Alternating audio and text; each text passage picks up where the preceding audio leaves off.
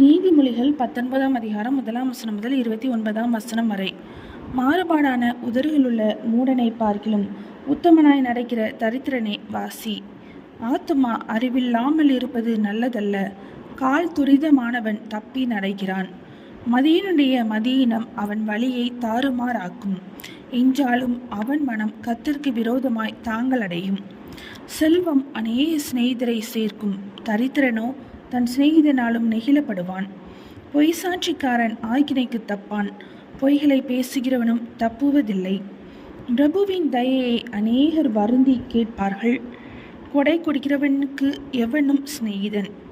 தரித்திரனை அவனுடைய சகோதரர் எல்லாரும் பகைக்கிறார்களே, எத்தனை அதிகமாய் அவன் சிநேகிதர் அவனுக்கு தூரமாவார்கள். அவர்களுடைய வார்த்தைகளை அவன் நாடுகிறான், அவைகளோ வெறும் வார்த்தைகளே. ஞானத்தை பெற்றுக்கொள்கிறவன் தன் ஆத்துமாவை சிநேகிக்கிறான், புத்தியை காய்க்கிறவன் நன்மை அடைவான். பொய்சாட்சிக்காரன் ஆக்கினைக்கு தப்பான், பொய்களை பேசுகிறவன் நாசமடைவான். மூடனுக்கு செல்வம் தகாது, பிரபுக்களை ஆண்டு கொள்வது அடிமைக்கு எவ்வளவும் தகாது. மனுஷனுடைய விவேகம் அவன் கோபத்தை அடக்கும், குற்றத்தை மன்னிப்பது அவனுக்கு மகிமை. ராஜாவின் கோபம் சிங்கத்தின் கர்ஜிப்புக்கு சமானம், அவனுடைய தயை புல்லின் மேல் பெய்யும் பனி போல் இருக்கும்.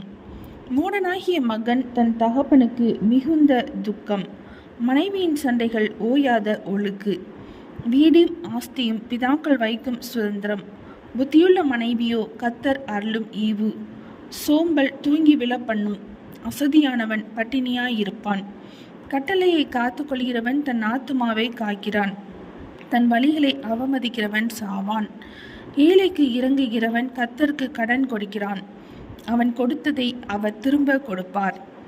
நம்பிக்கை இருக்கும் மட்டும் உன் மகனை சிற்றை செய், ஆனாலும் அவனை கொல்ல உன் ஆத்துமாவை எழும்ப ஓட்டாதே. கடுங்கோபி ஆக்கினைக்குள்ளாவான், நீ அவனை தப்புவித்தால் திரும்பவும் தப்புவிக்க வேண்டியதாய் வரும். உன் அந்நிய காலத்தில் நீ ஞானமுள்ளவனாய் இருக்கும்படி ஆலோசனையை கேட்டு புத்திமதியை ஏற்றுக்கொள்.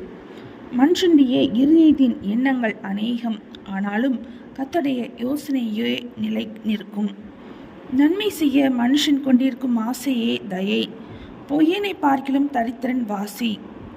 கர்த்தருக்கு பயப்படுதல் ஜீவனுக்கு ஏதுவானது, அதை அடைந்தவன் திருப்தி அடைந்து நிலைத்திருப்பான்.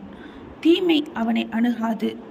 சோம்பேறி தன் கையை களத்திலே வைத்து அதை திரும்ப தன் வாயண்டைக்கு எடுக்காமல் இருக்கிறான். பரியாசக்காரனை அடி, அப்பொழுது பேதை எச்சரிக்கப்படுவான். புத்திமானை கடிந்து கொள், அவன் அறிவுள்ளவன் ஆவான். தன் தகப்பனை கொள்ளையடித்து தன் தாயை துரத்து விடுகிறவன் இலைச்சியையும் அவமானத்தையும் உண்டாக்குகிற மகன். என் மகனே, அறிவை தரும் வார்த்தைகளை விட்டு விலகு செய்யும் போதகங்களை நீ கேளாதே. பேலியாளின் சாட்சிக்காரன் நியாயத்தை நிந்திக்கிறான், துன்மார்க்குடைய வாய் அக்கிரமத்தை விழுங்கும். பரியாசக்காரருக்கு தண்டனைகளும் மூடருடைய முதுகுக்கு அடிகளும் ஆயத்தமாய் இருக்கிறது. நீதிமொழிகள் 19ஆம் அதிகாரம் முடிந்தது.